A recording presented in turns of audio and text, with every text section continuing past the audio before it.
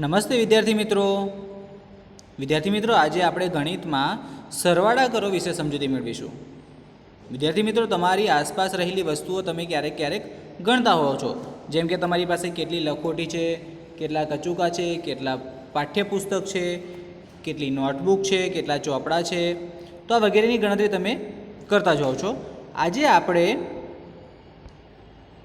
આપણને સંખ્યા આપી હોય તો એ સરવાળો આપણે કેવી રીતે કરીશું એના વિશે આપણે સમજૂતી મેળવીશું।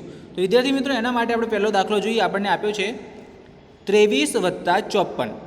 તો વિદ્યાર્થી મિત્રો 23 + 54 એટલે આપણે સૌથી પહેલાં એકમનો સરવાળો કરીશું, એકમના અંકનો। તો એકમના અંકમાં કોણ કોણ છે? 3 છે અને 4 છે। તો 3 અને 4 કેટલા થાય વિદ્યાર્થી મિત્રો? તમે પહેલાં અને બીજા ધોરણમાં, ત્રીજા ધોરણમાં પણ આ રીતે શીખ્યા છો કે તમે જે પણ અંકો આપ્યા છે એના એટલા લીટા કરી દેતા હતા અને પછી એને ઉમેરતા હતા।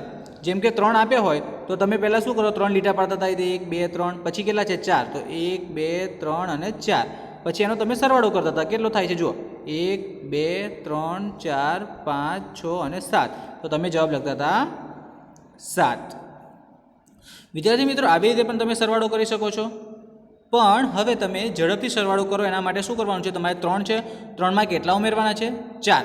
તો 3 પછી તમારી આંગળીના વેઢા છે અથવા તો મનમાં ગણતરી કરી દેવાની। જેમ કે 3 પછી 4 ઉમેરવાના છે, 3 4 5 6 7, તો આવી ગયા 7।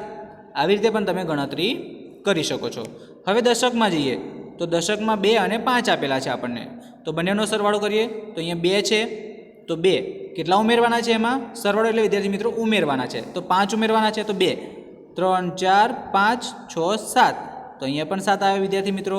તો આપણે 23 + 54માં કેટલો જવાબ આવે છે? 77। વિદ્યાર્થી મિત્રો ખબર પડી ગઈ હશે। આપણે શું કહીશું? સૌથી પહેલાં એકમનો સરવાળો કરવાનો અને પછી દશકનો સરવાળો કરવાનો, બરાબર છે? ચાલો હવે આપણે દાખલા નંબર જોઈએ 2।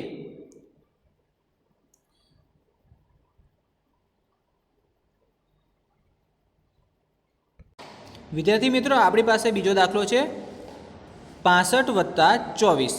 એટલે શું કરીશું આપણે? 5 અને 4નો એટલે કે એકમના અંકનો સૌથી પહેલાં આપણે સરવાળો કરીશું।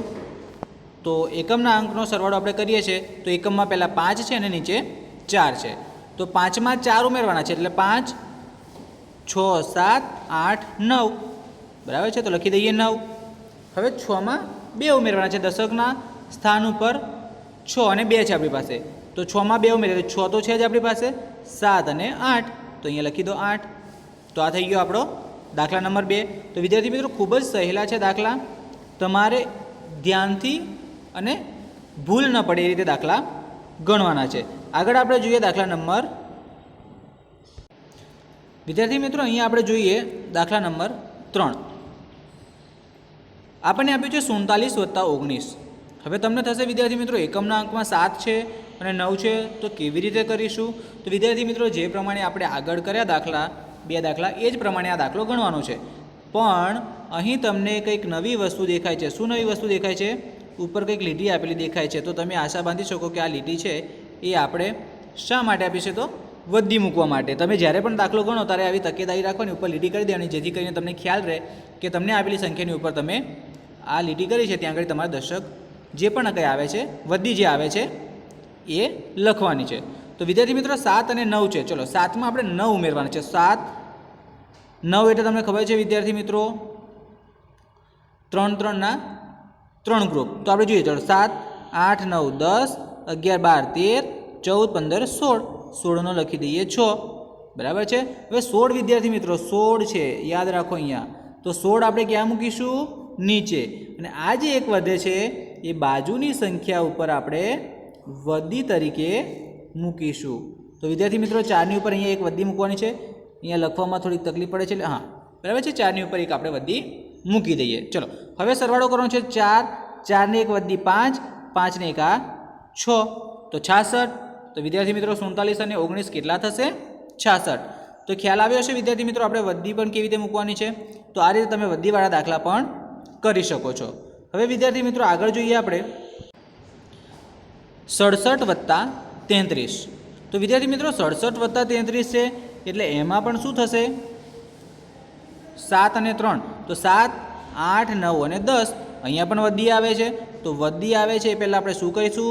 7 અને 3 10, 10નું મૂકીશું શૂન્ય એટલે કે 0. હવે 10 લખીએ વિદ્યાર્થી મિત્રો આપણે, 7 અને 3 10 એટલે 10 આવી રીતે લખાય. તો આપણે આ જે 0 છે ક્યાં મૂક્યા છે? નીચે મૂક્યા છે.